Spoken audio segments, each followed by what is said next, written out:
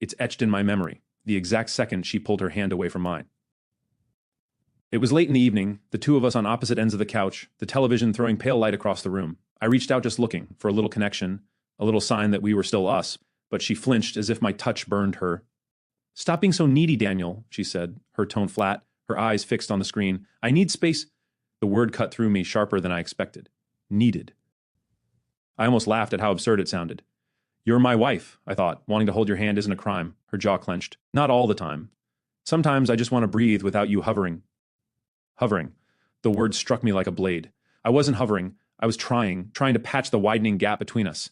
The late nights at work, the secretive texts, the way she started placing her phone face down at dinner, all of it had been gnawing at me. So I did what she asked. I gave her the space she said she needed. At first, I told myself it was healthy. Every couple needs room to breathe, right?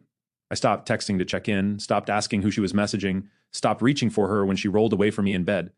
But the more space I gave, the further she seemed to drift. She stayed later at the office. Her girls' nights became more frequent. She giggled at texts she wouldn't let me see. And like a fool, I convinced myself that if I respected her boundaries long enough, she'd eventually turn back toward me. But space doesn't always mend what's broken. Sometimes it only shows you what's really there. The first crack appeared on a Friday night. She told me she was meeting her friend Lisa for drinks. I smiled, kissed her cheek, and told her to enjoy herself. 2 hours later, my phone buzzed. A message from Lisa. She'd sent me a pasta recipe she thought I'd love. Normal enough, except the timestamp showed she sent it from home. My chest tightened. I called her. "Hey, isn't Emily with you?" There was a pause before she said, "No, she told me she was staying in tonight. Why?" The floor seemed to tilt under me. She wasn't with Lisa. But I didn't confront her. I couldn't. I just lay awake that night, staring at the ceiling, replaying every "I need space" and stop being needy she had thrown at me. They hadn't been about healthy boundaries. They were barricades, ones she built to shut me out while she let someone else in. I needed proof. Real proof. The next time she said she was going out, I followed her. My hands shook as I gripped the steering wheel, heart pounding so loud I could hear it in my ears. She drove across town, not to the bar she'd mentioned, but to a small, softly lit restaurant tucked away in a quiet part of the city. I parked a few spaces away and watched through the window. She was there, and she wasn't alone. A man sat across from her, tall, dark-haired, leaning toward her as if the rest of the world didn't exist. She smiled at him, a smile I hadn't seen in months. Then her fingers brushed against his across the table, casual, familiar, as if they'd done it many times before. I felt the air leave my lungs. Every laugh, every late-night text, every request for space suddenly clicked into place. When she got home later, I was waiting at the table. "Hey," she said lightly as she took off her shoes. "You're still up?" "Yeah," I said, my voice unsteady. "So, how is Lisa?" She froze, keys dangling from her hand. "Lisa?" "Yes," I said quietly. "Your alibi?" Her eyes flickered just for a moment before she forced a laugh. "What are you talking about?" I caught myself whispering before I even realized I'd spoken. "Don't lie to me, Emily. I saw you—" Her face went pale, her mouth frozen in that guilty silence that spoke louder than anything she could say. Finally, she dropped the act. "Fine. Yes, I was with someone." "But you push me there, Daniel. You're suffocating. You never give me space." Her words hit like a punch. The audacity of it made my vision go blurry. "So, it's my fault," I said, my voice shaking. "You betray me, and I'm the one to blame?" She crossed her arms, chin tilted in defiance. "Maybe if you weren't so insecure, I wouldn't have had to—" "Stop!" I cut her off, my voice cracking. "Don't you dare finish that sentence." The days that followed were a haze of rage and numbness. Part of me wanted to demand every last detail, every lie she told to cover her affair. Another part just wanted to disappear into myself, to stop feeling that hollow ache in my chest. She tried to explain, of course, said it just happened, said she never meant to hurt me, said she still loved me in her own way. But love doesn't lie. Love doesn't sneak around in the dark. Love doesn't pull away when you reach out for comfort. The betrayal itself wasn't even what cut the deepest. It was the gaslighting, the way she twisted everything until I questioned my own worth.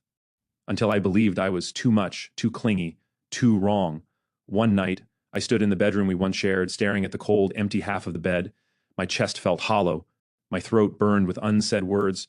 I thought about who I was before her, confident, hopeful, willing to give everything. And I thought about who I'd become, hesitant, insecure, walking on eggshells.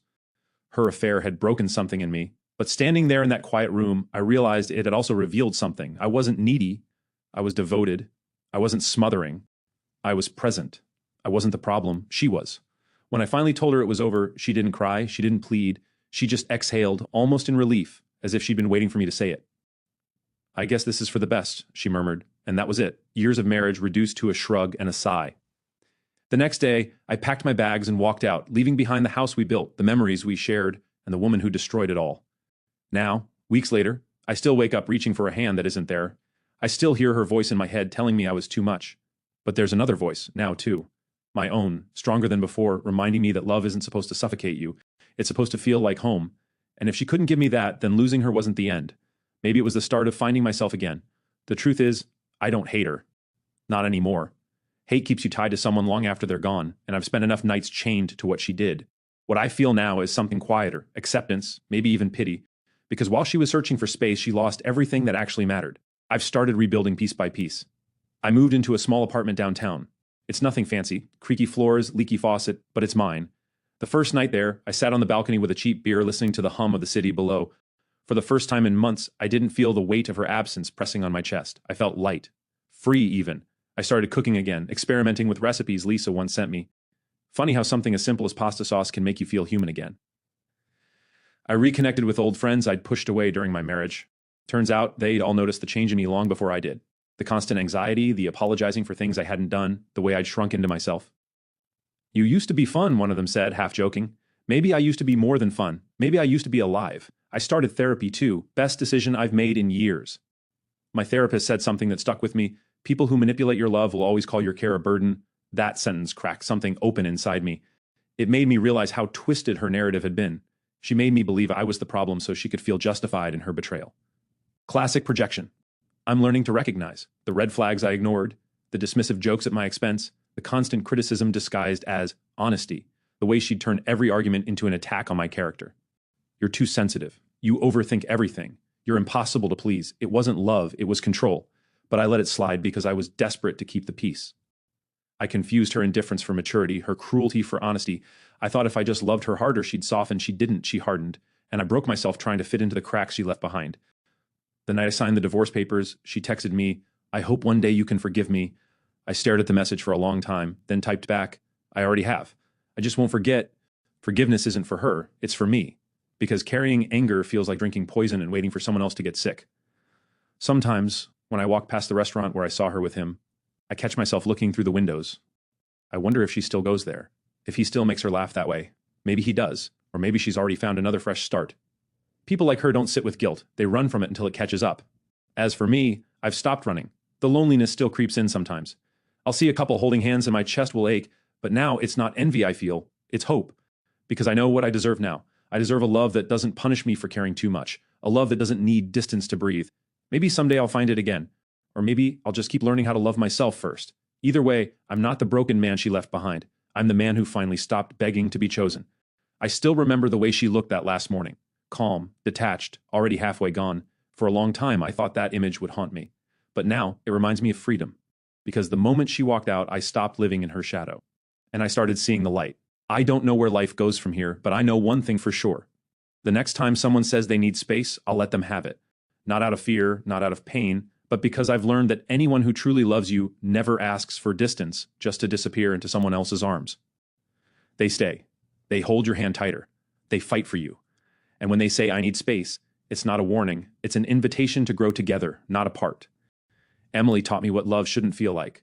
Now it's on me to find what love should. And maybe, just maybe, that starts with forgiving myself for not seeing the truth sooner. Because I wasn't too much. I just gave too much of myself to someone who couldn't handle real love. And that, I've learned, isn't my failure. It's hers.